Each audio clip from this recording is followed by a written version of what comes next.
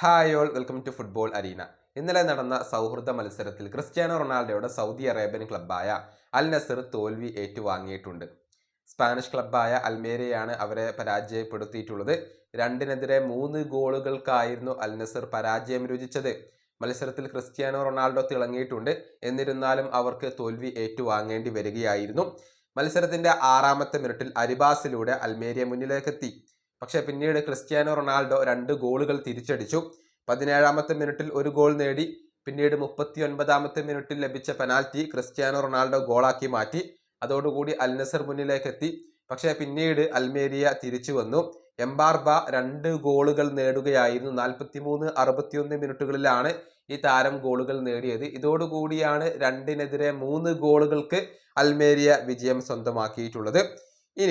ഇന്നലെ നടന്ന മറ്റൊരു മത്സരത്തിൽ ബ്രസീലിയൻ ലീഗ് മത്സരത്തിൽ സാന്റോസ് വിജയം സ്വന്തമാക്കിയിട്ടുണ്ട്. 1-നെതിരെ 2 ഗോളുകൾക്കാണ് ക്രുസൈറോയെ അവർ പരാജയപ്പെടുത്തിയിട്ടുള്ളത്. ഗില്ലർമെ അഗുസ്റ്റോയാണ് അവർക്ക് വേണ്ടി തിളങ്ങിയിട്ടുള്ളത്. മത്സരത്തിന്റെ 43-ാമത്തെ മിനിറ്റിൽ ബ്രൂണോ നേടിയ ഗോളിലൂടെ ക്രുസൈറോ മുന്നിലേക്ക് എത്തിയിരുന്നു. പക്ഷേ പിന്നീട് 62-ാമത്തെ മിനിറ്റിൽ ഗില്ലർമെ അഗുസ്റ്റോയുടെ ഒരു ഗോൾ പിറന്നു എന്നുള്ളതാണ്. പിന്നീട് 89-ാമത്തെ മിനിറ്റിൽ കബയേറോയുടെ ഒരു ഗോൾ പിറന്നു. അങ്ങനെയാണ് സാന്റോസ് 1-നെതിരെ 2 ഗോളുകളുടെ ഒരു വിജയം ഈ മത്സരത്തിൽ സ്വന്തമാക്കിയിട്ടുള്ളത്. നെയ്മർ ജൂനിയർ കളിച്ചിട്ടുണ്ട്.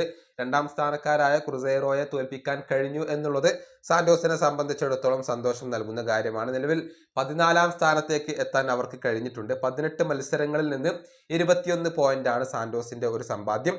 അതേസമയം ഇന്നലെ ജോയിൻ ഗാംബർ ട്രോഫിയിൽ നടന്ന മത്സരത്തിൽ ഇറ്റാലിയൻ ക്ലബ്ബായ കോമോയും അതുപോലെ തന്നെ FC ബാഴ്സലോണയും തമ്മിലായിരുന്നു ഏറ്റുമുട്ടിയിരുന്നത്. ഒരു ഉഗ്രൻ വിജയമാണ് ബാഴ്സ സ്വന്തമാക്കിയിട്ടുള്ളത്. എതിരില്ലാത്ത 5 ഗോളുകൾക്കാണ് കോമോയെ അവർ പരാജയപ്പെടുത്തിയിട്ടുള്ളത്. ഫിർമിൻ ലോപ്പസ്, ലാമിൻ യമാൽ എന്നിവർ ഇരട്ട ഗോളുകൾ നേടി. റാഫീഞ്ഞ ഒരു ഗോൾ കണ്ടെത്തിയിട്ടുണ്ട്. മത്സരത്തിന്റെ 21-ാമത്തെ മിനിറ്റിലാണ് ലോപ്പസിന്റെ ഗോൾ പിറന്നത്. പിന്നീട് 35-ാമത്തെ മിനിറ്റിൽ ലോപ്പസ് വീണ്ടും വല കുലുക്കി. ഡിയോങ്ങിന്റെ അസിസ്റ്റ് ആയിരുന്നു.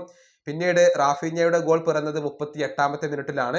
മാർക്കസ് റാഷ്ഫോർഡ് ആണ് അതിന് അസിസ്റ്റ് നൽകിയത്. പിന്നീട് റാഫീഞ്ഞയുടെ അസിസ്റ്റിൽ നിന്നും യമാലിന്റെ ഗോൾ 42-ാമത്തെ മിനിറ്റിൽ പിറന്നു. അതായത് ആദ്യ പകുതിയിൽ തന്നെ 4 ഗോളുകൾ നേടിക്കൊണ്ട് ഈ ഒരു തകർപ്പൻ വിജയം FC ബാഴ്സലോണ ഉറപ്പാക്കിയിരുന്നു. പിന്നീട് 49-ാമത്തെ മിനിറ്റിൽ യമാൽ ഒരു ഗോൾ കൂടി നേടുകയായിരുന്നു. ഫെറാൻ ടോറസിന്റെ അസിസ്റ്റിൽ നിന്നാണ് അത് സംഭവിച്ചത്.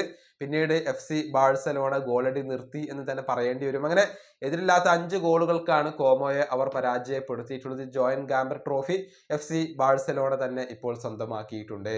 ഈ വീഡിയോ അവസാനിപ്പിക്കുന്നു. അടുത്ത വീണ്ടും കാണാം.